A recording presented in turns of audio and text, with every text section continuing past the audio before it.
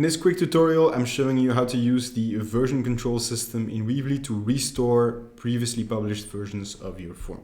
So I'm going to start by creating a completely new form, and then we're going to adapt it and see how we can restore versions.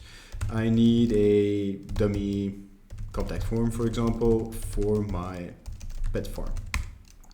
So it's going to create the form. I'm assuming that you know how Weebly AI works and how to build a form in Weebly. If you don't, I'll leave a link to the general tutorial on how this works at the top of the video or at the bottom in the description. So we have a version of our form right here.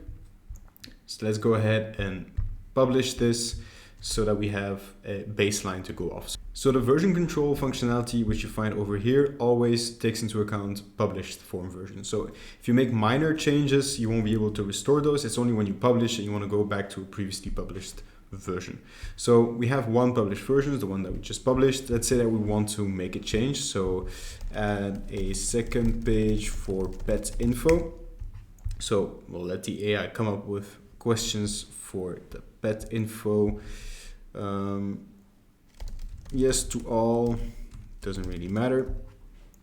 So let's say that we add another page asking for additional info, then you publish it, and at some point you want to restore previous version because you notice that it's actually not the right kind of questions that you need to ask. So let's publish this one.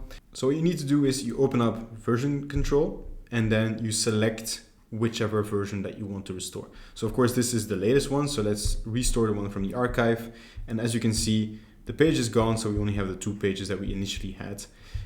If we want to go back to the one that we published with the second page, then we click that one, and again our page appears right here, right?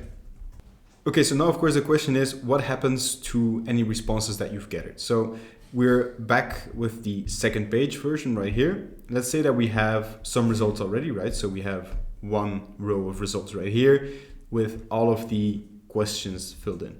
Now, if we go back to a version of the form which doesn't have the page and we look at the results, then obviously those answers are gone from our results. But the cool thing is, if you decide to still restore the version with the additional page, then if I just reload my results right here, you can see that they're still stored. So you can move between versions of your form, and normally data that is stored will still be kept.